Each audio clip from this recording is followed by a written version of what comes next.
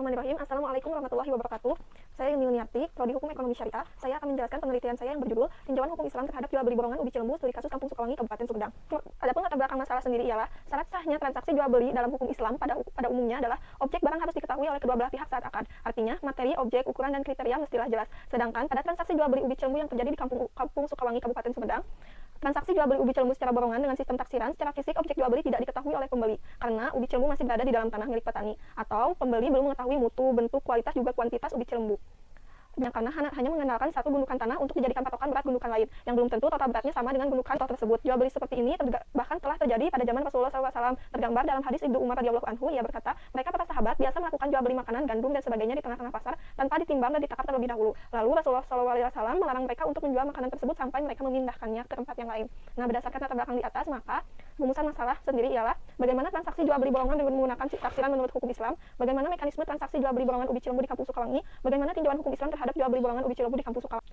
Adapun metode penelitian di sini ialah metode yang digunakan ialah metode kualitatif dengan pendekatan yuridis normatif. Metode kualitatif di sini ialah data-data yang didapatkan berdasarkan fakta atau fenomena di lapangan dengan pendekatan yuridis normatif di mana pendekatan melalui hukum Islam yaitu menelaah aturan-aturan hukum Islam untuk menemukan aturan yang baik dan benar mengenai transaksi jual beli borongan ubi Cilembu yang dilakukan oleh petani ubi di Kampung Sukawangi yang didasarkan pada hukum Islam baik berasal dari Al-Quran, hadis, pendapat para ulama. Penelitian dilaksanakan di perkebunan ubi Cilembu Kampung Sukawangi Kecamatan Tanjung Kota Kabupaten Sumedang. Sifat penelitian sendiri di sini deskriptif dengan deskriptif analisis deskriptif kualitatif. Adapun sumber data ialah sumber primer Al-Quran, hadis dan wawancara. Sumber sekunder ialah buku-buku jurnal penelitian yang berkaitan dengan hukum Islam. Teknik pengumpulan data sendiri di sini dilakukan dengan wawancara. Responden terpilihnya ialah petani dan pembeli ubi Cilembu dan studi pustaka mengenai tinjauan hukum Islam.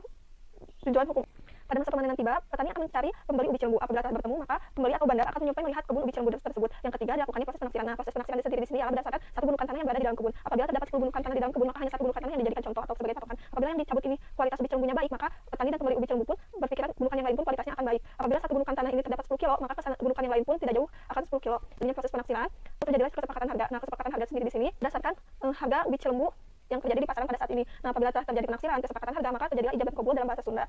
Apabila terjadi ijab kabul, terjadilah proses selanjutnya ialah pemanenan oleh pembeli. Nah, untuk analisis sendiri ditinjau dari pihak akid, pihak petani dan pembeli itu tuh telah memenuhinya. Adapun tadi syarat-syaratnya orang yang transaksi jual beli itu telah balik. Di sini tuh petani dan pembeli telah umurnya di atas 30 tahun. Telah balik, dapat membedakan mana yang baik dan buruk, tidak dalam keadaan dipaksa sehingga praktik jual beli ini dapat dipertanggungjawabkan secara hukum. Nah, ditinjau dari sigot atau ijab kabul sendiri di sini pun telah memenuhinya di mana petani dan pembeli ubi Cilembu ini terdapat pada satu tempat dan tertuju pada satu tempat yakni kebun ubi Cilembu dan tertuju pada satu objek. Nah, pada satu objek sendiri di sini ialah objeknya ubi Cilembu, juga lafaz atau ucapan. Nah, ucapan sendiri di sini yang tadi ijab kabul dalam bahasa Sunda. Nah, untuk ditinjau dari mahkut alai atau objek akad ini ada beberapa yang tidak memenuhi. Nah, untuk barang yang diperjualbelikan harus suci, jelas ubi Cilembu itu suci. Muhammad pun ada kebiasaan dapat dijadikan hukum ini, tapi ada kebiasaan ini harus didasari dengan keriduan kedua belah pihak. Nah, keriduan kedua belah pihak di sini tuh pada saat fakta di lapangan tuh penulis menemukan bahwa seperti yang dikatakan Ibu Eis, ya ini mau bagaimana lagi, ridho nggak ridho kita tuh harus ridho karena telah terjadi transaksi, telah terjadi kesepakatan. Nah, di sini tuh pun ucapan ridho nggak ridho harus ridho itu kan pada saat transaksi itu ridho, tapi setelah melihat objek ubi Cilembu keseluruhan telah dipanen, melihat setelah transaksi, setelah akad, ridho nggak ridho harus ridho. Nah, di sini tuh terdapat cacat ridho yang dapat membatalkan suatu transaksi. Nah, cacat ridho sendiri di sini tuh menimbulkan keterpaksaan. Nah, di sini tuh keridoan itu merupakan prinsip dalam melakukan transaksi, sedangkan keridoan di sini pada saat transaksi ubi Cilembu ini banyaknya cacat ridho sehingga untuk objek akad harus memiliki manfaat. Ubi Cilembu juga memiliki manfaat yakni bahan pangan. Yang ketiga, barang yang diperjualbelikan harus milik penjual sendiri. Di sini pun jelas ubi Cilembu ini milik petani karena mulai dari proses penanaman hingga pemeliharaan ubi Cilembu pada saat akan panen pun dilakukan oleh petani sendiri.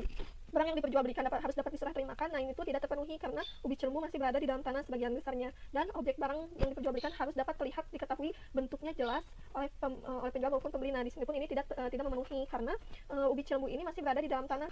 Takaran juga masih belum jelas, hanya dengan menggunakan satu patokan saja, sedangkan patokan yang lain pun tidak akan sama dengan yang dicontohkan. Jadi yang dicontohkan kualitasnya bagus, tapi setelah menelisik fakta di lapangan, gundukan lain pun belum tentu bagus kualitas dan kuantitasnya. Juga bila satu patokan yang dijadikan contoh ini 10 kilo, maka gundukan lain pun akan 10 kilo, tapi pada saat fakta di lapangan penulis menemukan bahkan ada yang lebih ataupun kurang dari 10 kilo gundukan lain pun. Nah, di sini pun terdapat unsur goror karena ubi Cilembu yang masih berada di dalam tanah itu tidak dapat diprediksi. Nah, untuk syarat sah jual beli borongan dalam hukum Islam pun ini tuh tidak memenuhi jual beli borongan karena salah satu syaratnya yakni barang yang dijual belikan terlihat waktu akad disepakati sehingga memudahkan penaksiran, sedangkan transaksi jual beli ubi Cilembu yang terjadi di Kampung Sukawangi ini sendiri itu objek jual beli itu sebagian besar masih berada di dalam tanah dan anjuran jual beli borongan ubi Cilembu ini tuh seharusnya yang dijadikan objek akad itu berada di atas tanah yang datar. Nah, sedangkan ubi Cilembu ini tuh sebagian besar masih berada di dalam tanah, sehingga ini tuh tidak memenuhi, dan para ulama pun sepakat bahwa bayi al-zazab hukumnya tidak sah jika memenuhi. Nah, ini tuh terdapat 3 syarat tidak memenuhi bayi al-zazab. Nah, jual beli ubi Cilembu ini telah menjadi tradisi atau kebiasaan sejak lama. Adapun seperti kaidah fikih ada hukum jual beli ubi Cilembu di Kampung Sukawangi ini tuh batal hukumnya, dan juga transaksinya dilarang. Untuk kesimpulan sendiri, jual beli borongan atau jual beli jizab dalam hukum Islam itu diperbolehkan selama memenuhi syarat-syarat jual beli jizab. Nah, tradisi jual beli borongan ubi Cilembu yang dilakukan oleh masyarakat di desa Sukawangi yaitu ketika ubi Cilembu sudah memasuki masa panen, lalu terjadi kesepakatan pembeli melakukan penaksiran. Dalam transaksi ini terdapat unsur boror yang menimbulkan keterpaksaan atau merasa tertipu, yang artinya hilang keridoannya setelah akad karena mengetahui hasil keseluruhan objek jual beli yang telah dipanen, yang pada saat transaksi sebagian besar masih berada di dalam tanah, sehingga ubi Cilembu itu tidak sesuai taksiran dan harapan pembeli pada saat awal. Nah, yang ketiga, proses transaksi jual beli borongan ubi Cilembu yang terjadi di Kampung Sukawangi Kabupaten Sumedang ditinjau dari hukum Islam bahwa jual beli ubi Cilembu dengan menggunakan sistem taksiran tidak diperbolehkan atau dilarang karena masih mengandung unsur goror, yakni barang yang diperjualbelikan tidak terlihat pada saat akad transaksi atau akad telah disepakati.